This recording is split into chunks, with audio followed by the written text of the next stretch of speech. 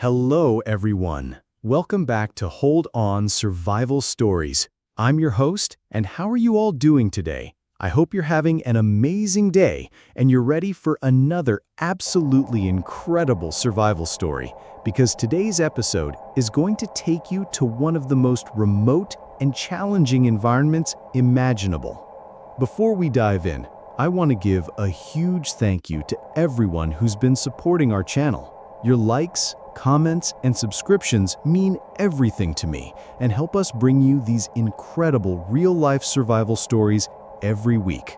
And for those of you who are new here, make sure you hit that subscribe button and ring the notification bell, because trust me, you don't want to miss any of these amazing stories. Now, today we're heading to the middle of the Pacific Ocean for a story that will show you just how quickly a romantic sailing adventure can become a desperate fight for survival. This story will demonstrate how love and teamwork can become your greatest survival tools, how the human spirit can endure when faced with complete isolation from civilization, and how sometimes the ocean that nearly kills you can also become your salvation. You'll witness how 12 days on a deserted island can test not just your survival skills, but the very foundation of your relationship, and how the determination to survive together can overcome even the most impossible odds. This is the story of 28-year-old Jake Thompson and 26-year-old Emma Chen, a couple celebrating their engagement with a sailing trip across the Pacific, and how their dream vacation became 12 days of fighting for survival on an uninhabited island with no fresh water, no shelter, and no way to signal for help. By the end of this story, you'll understand why working together, never giving up hope, and the power of love can overcome even when you're completely cut off from the civilized world. So, grab your favorite drink, get comfortable, and let's dive into this absolutely incredible tale of survival, love, and the unbreakable bond between two people fighting to make it home together. Saturday morning, August 12th, 2023, dawned perfect for sailing in the waters off the coast of Hawaii. The sun was bright, the winds were steady at 15 knots, and the Pacific Ocean stretched endlessly under clear blue skies. For Jake Thompson, a 28-year-old marine biologist, and Emma Chen, a 26-year-old environmental lawyer, it was the beginning of what they had planned to be the adventure of a lifetime, a 2-week sailing expedition to celebrate their recent engagement. Jake and Emma had met 3 years earlier while working on an ocean conservation project in California. Their shared love of the ocean and adventure had brought them together, and sailing had become their favorite way to disconnect from their busy professional lives and reconnect with each other. Jake was an experienced sailor who had been racing boats since college, while Emma was newer to sailing but had become passionate about it under Jake's patient instruction. Their sailboat, Second Wind, was a 36-foot cruising yacht that Jake had purchased and meticulously maintained over the past 5 years. The boat was equipped with modern navigation systems, safety equipment, and communication devices, plus enough supplies for their planned 14-day journey from Oahu to the Big Island and back. They had filed a detailed float plan with the Coast Guard and checked in regularly with Jake's sailing club in Honolulu.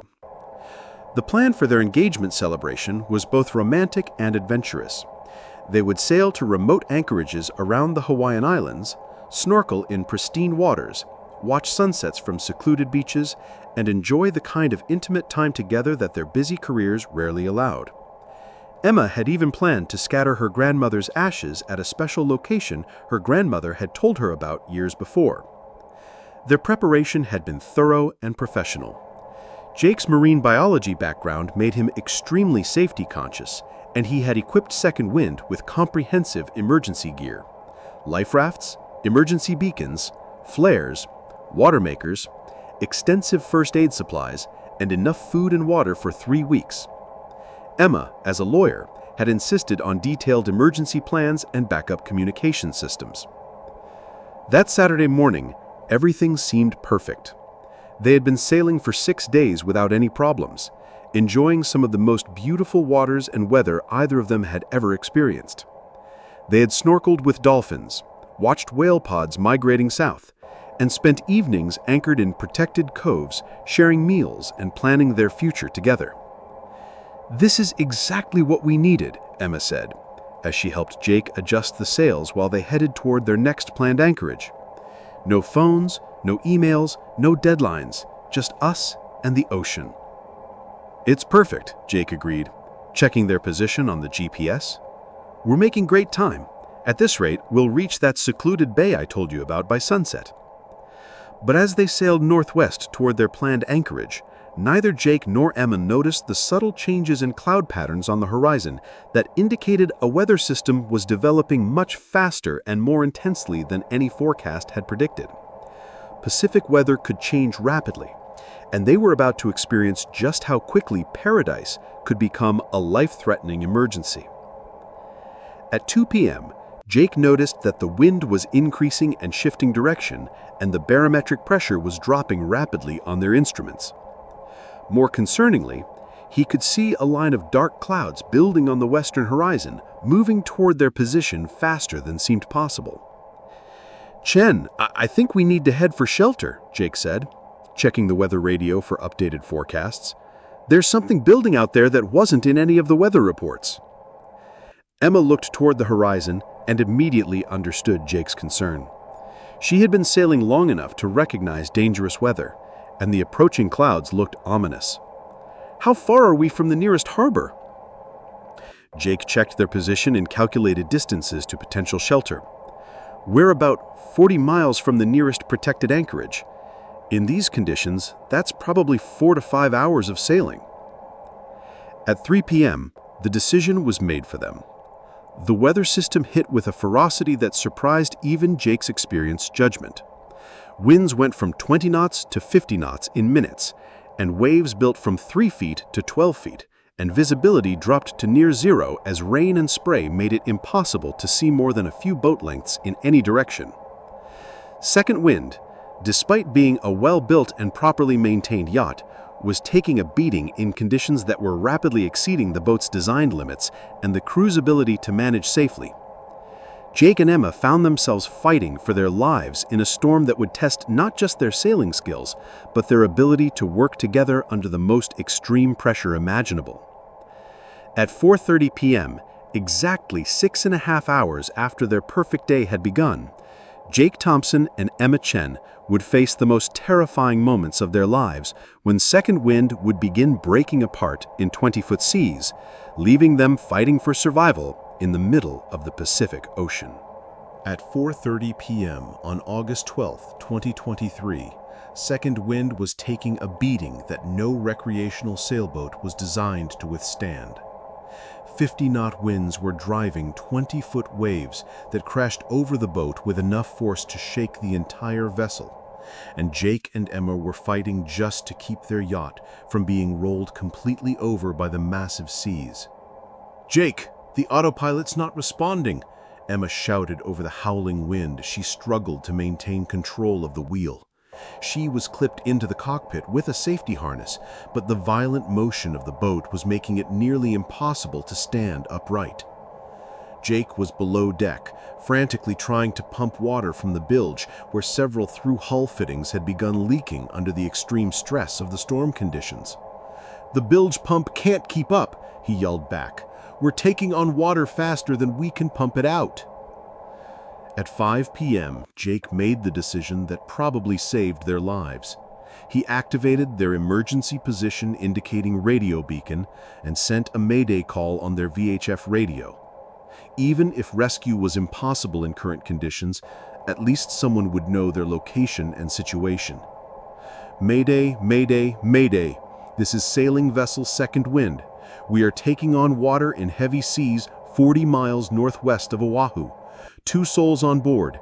We are preparing to abandon ship," Jake broadcast, giving their GPS coordinates, while Emma continued fighting to keep the boat pointed into the waves. The Coast Guard response was immediate but sobering. "Second Wind, this is Coast Guard Rescue Coordination Center, Honolulu. We have received your Mayday call. Be advised that sea conditions are too severe for rescue operations at this time. Prepare for survival craft deployment and await improvement in conditions." At 5:15 p.m., second wind's hull began failing. The constant pounding from massive waves had opened up seams in the fiberglass hull, and water was flooding in faster than any pump could handle. Jake and Emma had perhaps 10 minutes before their boat would sink beneath them. "Emma, we need to get in the life raft now," Jake shouted as he activated their 6-person life raft, which inflated automatically when deployed over the side. "Grab the emergency bag and the water containers."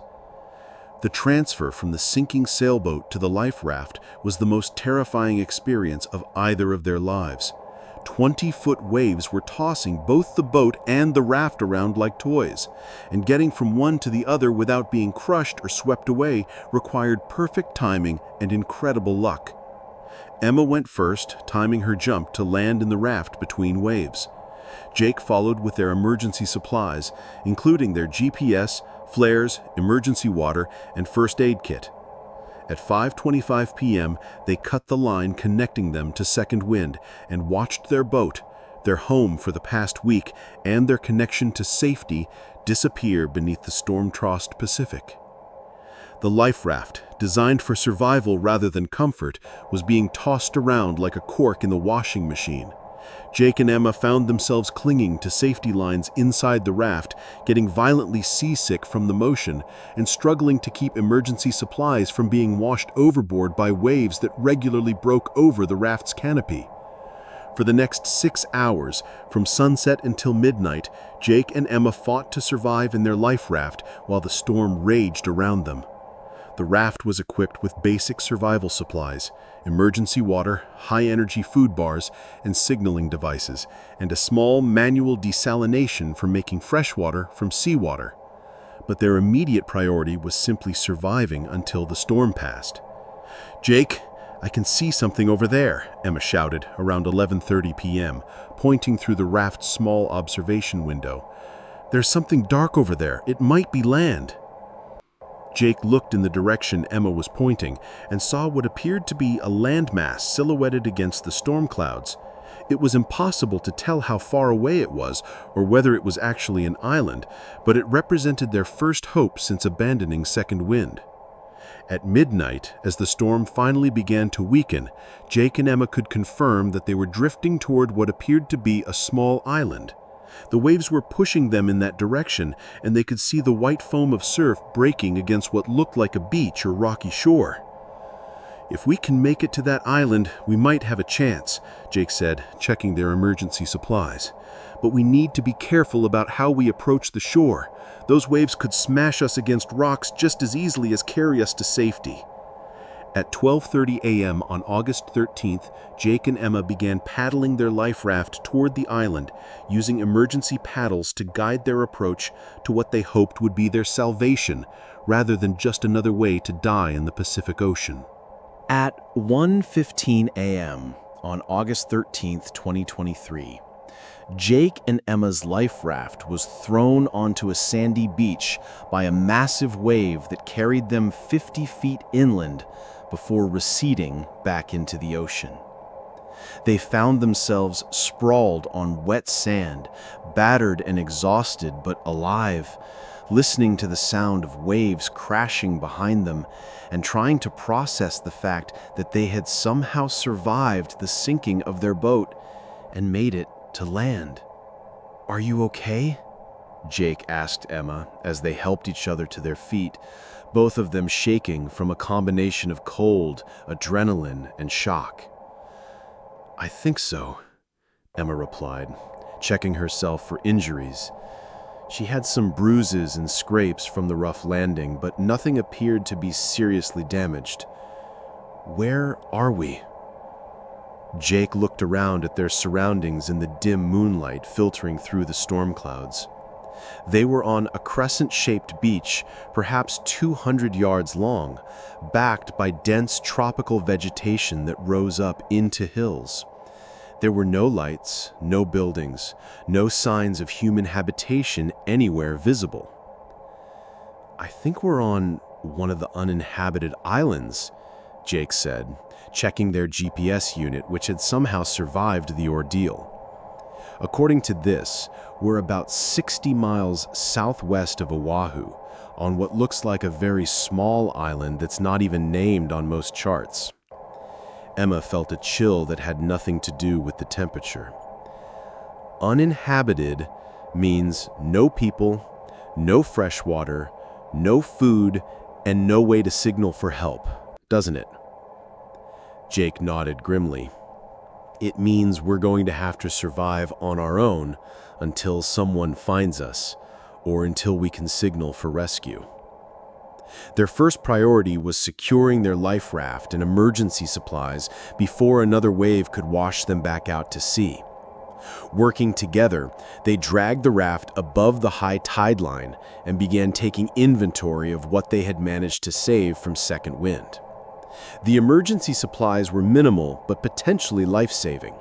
A hand-operated water desalinator that could produce small amounts of fresh water from seawater, emergency food rations for approximately 5 days, signaling flares, a first aid kit, emergency blankets, and basic tools including a knife and rope. They also had their GPS unit, though its battery would only last for a few more days.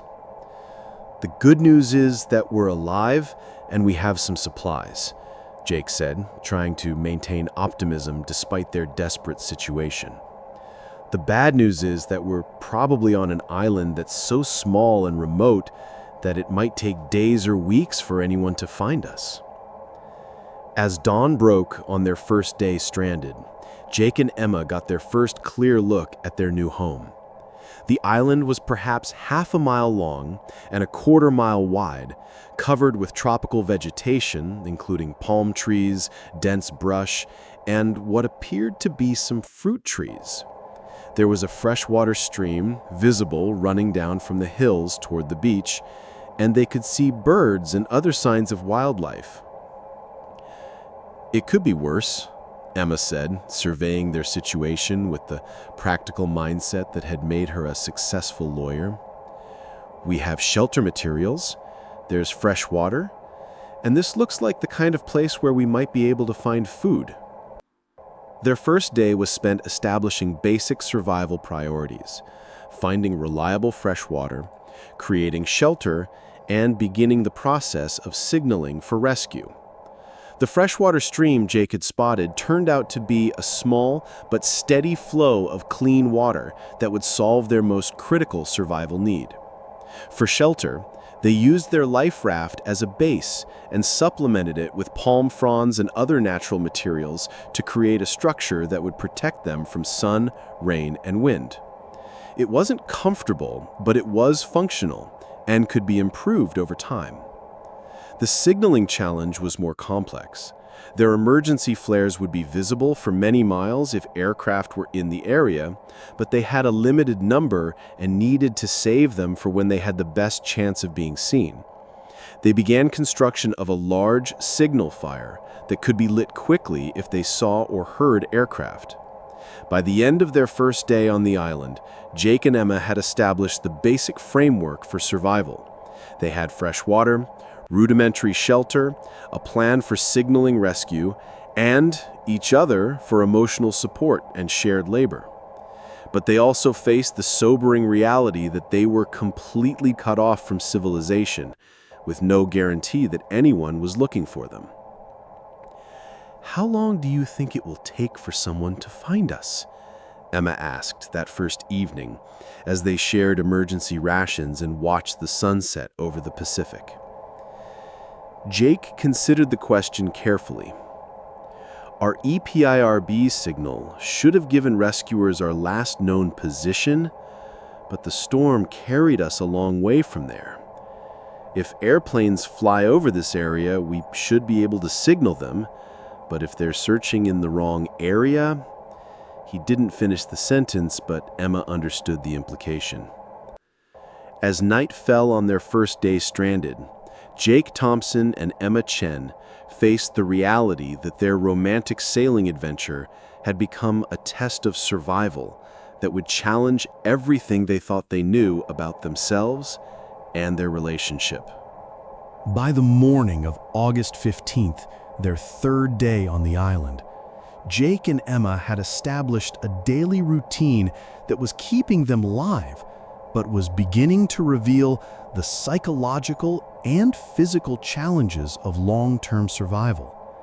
The initial adrenaline and optimism of simply being alive was giving way to the grinding reality of finding food, maintaining their health, and coping with the stress of complete isolation.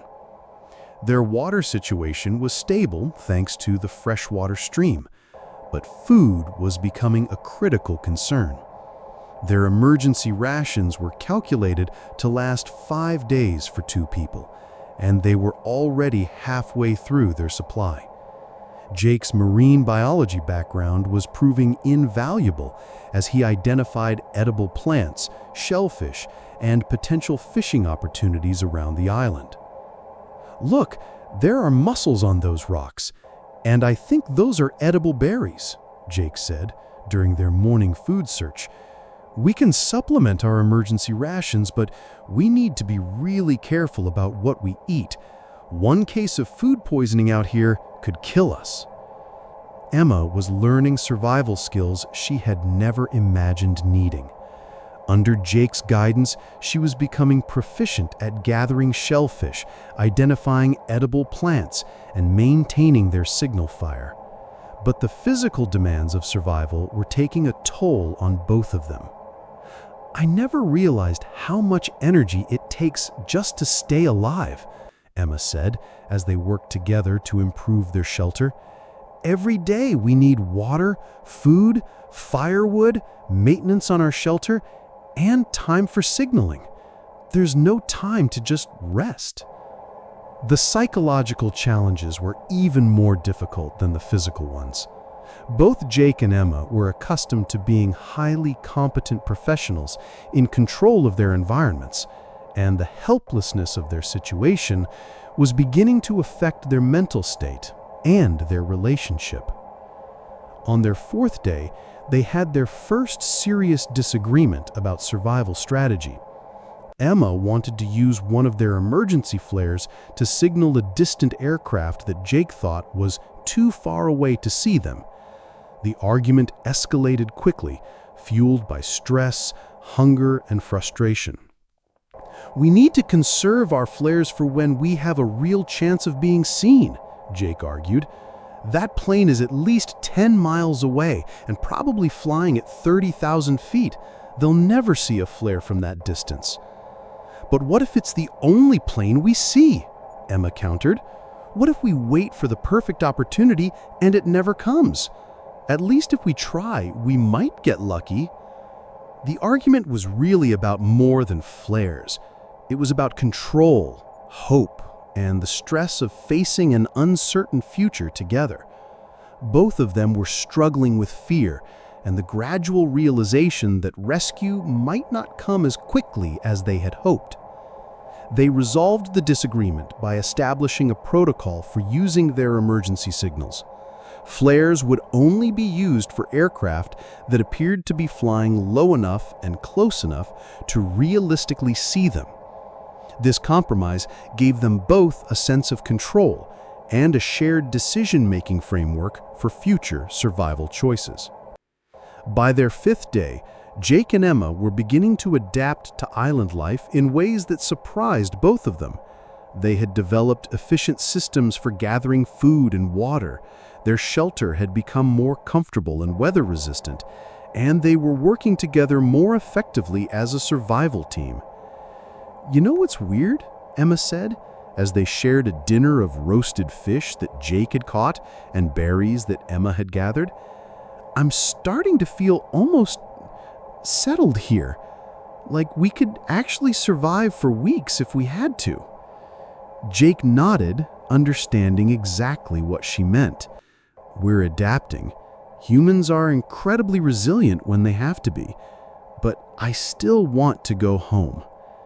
Their sixth day brought their first real opportunity for rescue. A Coast Guard C-130 search aircraft flew directly over their island at low altitude, clearly conducting a search pattern. Jake and Emma immediately lit their signal fire and used their emergency mirror to reflect sunlight toward the aircraft. For several agonizing minutes, it appeared that the plane might have seen them. The aircraft circled their area twice, and Jake and Emma were convinced they had been spotted. But the plane eventually flew away without dropping any rescue signals or attempting communication. "They didn't see us," Emma said, the disappointment evident in her voice. "Maybe they did see us, but couldn't land or drop supplies. At least we know they're looking in this area. They might come back with a helicopter or a rescue boat." But as days passed without any follow-up rescue attempts, Jake and Emma began to face the possibility that they might be stranded for much longer than they had initially hoped. Their emergency rations were nearly exhausted, and they were becoming completely dependent on their ability to find food and maintain their health using only the resources available on the island. The psychological impact of this realization was profound. Both of them had been operating under the assumption that rescue was just days away, and the gradual understanding that they might be alone for weeks was forcing them to reconsider everything about their situation and their relationship. As they fell asleep on their seventh night stranded, Jake and Emma were beginning to understand that their survival would depend not just on finding food and water, but on their ability to maintain hope and work together through challenges that neither of them had ever imagined facing. By August 20th, their 8th day on the island, Jake and Emma were facing the harsh reality that their situation had evolved from a short-term emergency into a long-term survival scenario. Their emergency rations were completely exhausted, and they were now entirely dependent on their ability to find food using the island's natural resources. Jake's marine biology knowledge was keeping them fed, but barely. He had become skilled at catching fish using improvised hooks made from safety pins and lines made from unraveled rope. Emma had become expert at gathering shellfish, edible plants, and the occasional bird eggs they could find. But their caloric intake was marginal, and both of them were beginning to lose weight and energy. "We're probably consuming about 1,200 calories per day," Jake calculated, as they shared their meager breakfast of raw fish and berries. "An active adult needs at least 2,000 calories. We can survive like this for weeks, but we're going to get progressively weaker." The physical challenges were compounded by psychological stress that was testing their relationship in ways neither had anticipated. The romantic couple who had started this adventure was being replaced by two stressed, hungry, and increasingly desperate people whose survival depended on their ability to work together despite growing tensions. Their 9th day brought their second major argument. Emma had become convinced that they should attempt to build a raft and try to sail to another island or back toward Hawaii. Jake thought this was incredibly dangerous and likely to get them both killed. "We know this island has fresh water and some food," Jake argued. "If we try to leave and get caught in bad weather or ocean currents, we could end up dead. At least here we have a chance." "But what if we never find us here?" Emma countered. "What if we spend months slowly starving on this island when we could have tried to save ourselves? I'd rather die trying to get home than waste away here." The argument revealed fundamental differences in their approaches to risk and survival. Jake, with his scientific background, favored careful analysis and conservative strategies. Emma, with her legal training, was more willing to take calculated risks to achieve their goal of getting home. This disagreement wasn't resolved as easily as their earlier conflict about the flares. Both of them had valid points, and the decision about whether to stay or attempt an escape would literally determine whether they lived or died.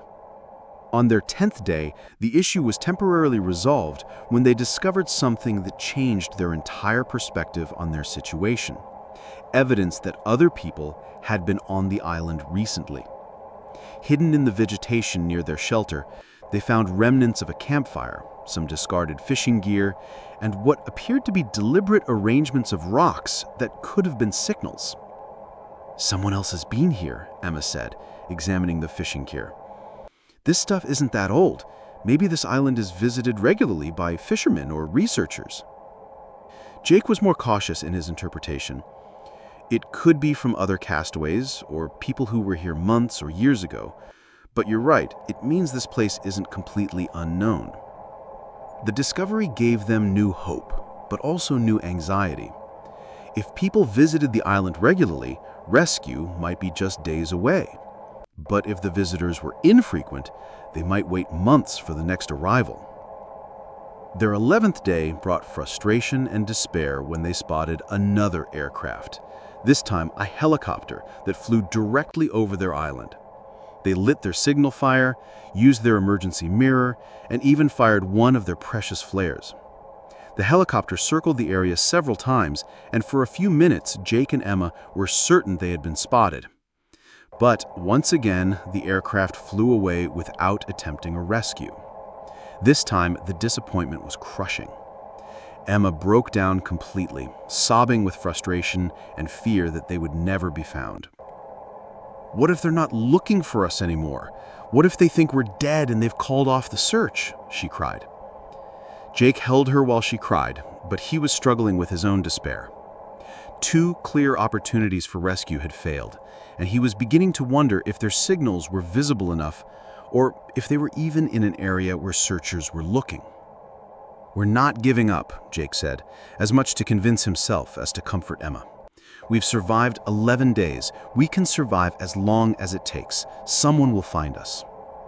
But privately, Jake was beginning to consider Emma's proposal about building a raft and attempting to sail for help. If rescue wasn't coming to them, perhaps they would need to rescue themselves. On their 12th day, August 24th, Jake Thompson and Emma Chen were about to discover whether 12 days of survival had prepared them to take the biggest risk of their lives. August 24th, 2023 marked Jake and Emma's 12th day stranded on their uninhabited Pacific island. They woke before dawn to begin construction of what they had decided would be their final attempt at signaling for rescue before taking the desperate risk of attempting to sail for help on a homemade raft. Over the past 11 days, Jake and Emma had learned to work together with an efficiency born of necessity and shared desperation. They had divided the massive task of building a signal fire. Jake would gather the largest pieces of driftwood and dry timber, while Emma collected palm fronds, dry grass, and other materials that would create dense, visible smoke. "This has to be big enough to see from 20 miles away," Jake said as they began arranging the materials in a massive pile on the highest point of their small island. "If this doesn't get someone's attention, I don't think anything will." Their plan was to wait for any sign of aircraft, then light the fire and add green vegetation to create the thick, dark smoke that would be most visible against the blue Pacific sky. They had positioned their remaining emergency flares and signaling mirror nearby, ready to use every resource they had in one coordinated rescue attempt. Emma had become skilled at identifying aircraft by sound, and at 10:30 a.m. she heard the distant drone of engines that could be either military or civilian. "Jake, there's something coming from the northwest. It sounds big, like a transport plane or a large Coast Guard aircraft." Jake immediately began lighting the signal fire, using their carefully preserved matches and dry tinder. Within minutes, they had a substantial blaze going, and Emma began adding green palm fronds to create the thick smoke they needed. At 10:45 a.m., a Coast Guard C-130 Hercules appeared on the horizon, flying a search pattern at approximately 1,000 feet altitude. Jake and Emma's signal fire was producing a column of dark smoke that rose nearly 500 feet into the clear morning air, visible for many miles in any direction. "They have to see this," Emma said, using their signaling mirror to reflect sunlight toward the aircraft, while Jake added more green vegetation to maintain the smoke. For several agonizing minutes, the aircraft continued its search pattern without any obvious response to their signal. Jake and Emma began to feel the familiar crushing disappointment of another failed rescue attempt. But then something different happened. The aircraft turned directly toward their island and began descending. "They see us!" Jake shouted. "They're coming this way!" The C-130 made a low pass directly over their island, and Jake and Emma could see crew members in the aircraft's windows looking down at them. Emma fired their last emergency flare, creating a brilliant red signal that was clearly visible to the rescue crew. After the flyover, the aircraft circled the island several times while the crew apparently coordinated rescue operations.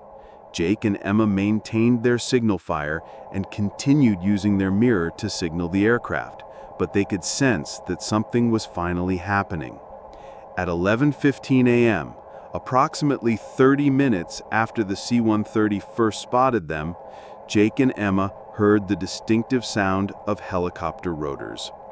A Coast Guard MH-65 Dolphin rescue helicopter appeared from the direction of Oahu, flying directly toward their island. "This is it," Emma said, grabbing Jake's hand as they watched their rescue approaching. "We're actually going home." The helicopter rescue operation was complex but efficiently executed.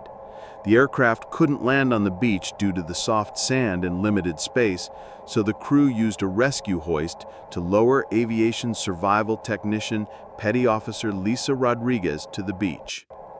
"Are you Jake Thompson and Emma Chen? We've been looking for you for 12 days. Everyone's been worried sick."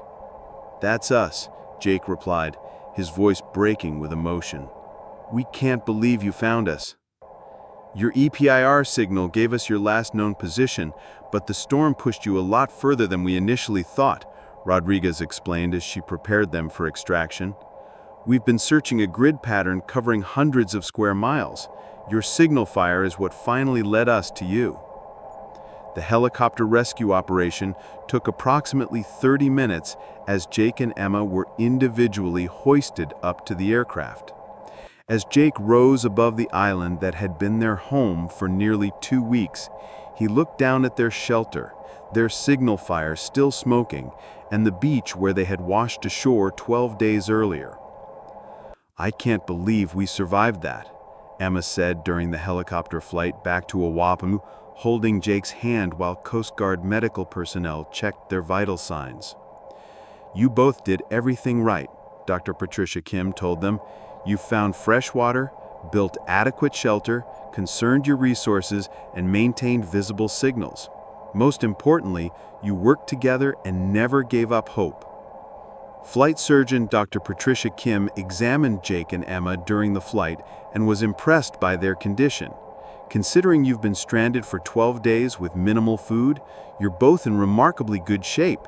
You've lost weight and you're dehydrated, but you don't show signs of serious malnutrition or medical complications." The helicopter landed at Coast Guard Air Station Barbers Point at 12:30 p.m., where Jake and Emma were met by medical personnel, Coast Guard investigators, and family members who had flown to Hawaii when Second Wind was reported missing. Emma's parents had arrived from California 3 days earlier and had been coordinating with Coast Guard search operations. Jake's brother had driven down from Seattle and had been helping to organize civilian search efforts. "We never gave up hope," Emma's mother said through tears as she embraced her daughter. "We knew you were survivors and that you'd find a way to make it through." The reunion was emotional and overwhelming after 12 days of complete isolation from everyone they loved. Jake and Emma had survived not just the physical challenges of being stranded, but had strengthened their relationship through shared hardship and mutual dependence. 3 days later, after medical evaluation and debriefing with Coast Guard investigators, Jake and Emma flew back to the mainland. Their story became national news as an example of successful survival techniques and the importance of proper emergency preparation for ocean travel. But for Jake and Emma, the most important lesson was about the power of facing life's challenges together. This story, like all the stories we share on Hold On, Survival Stories, demonstrates that survival in the most isolated places on Earth requires more than just individual determination.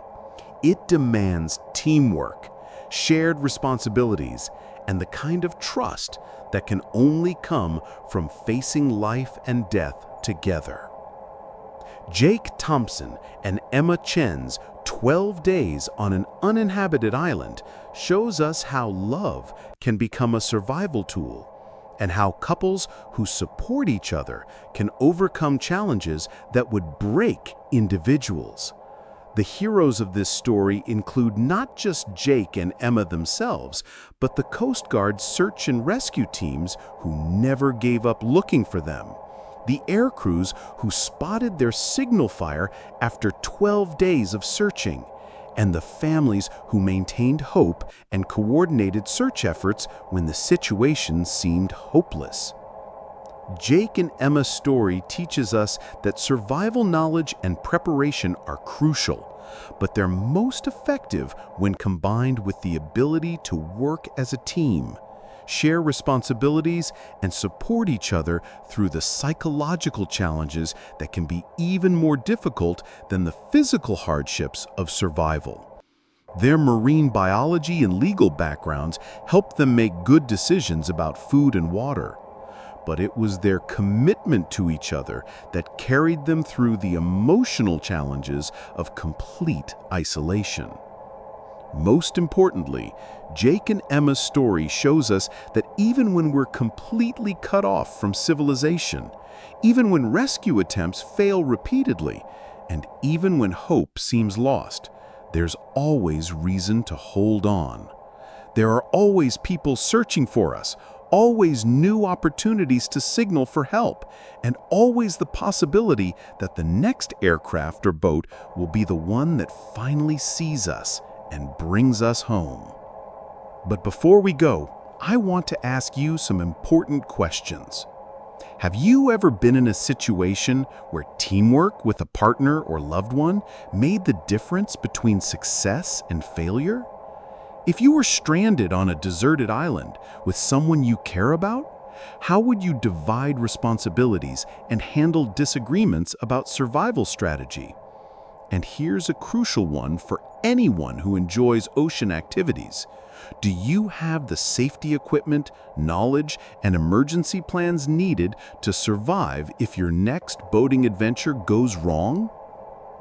Let me know your thoughts in the comments below.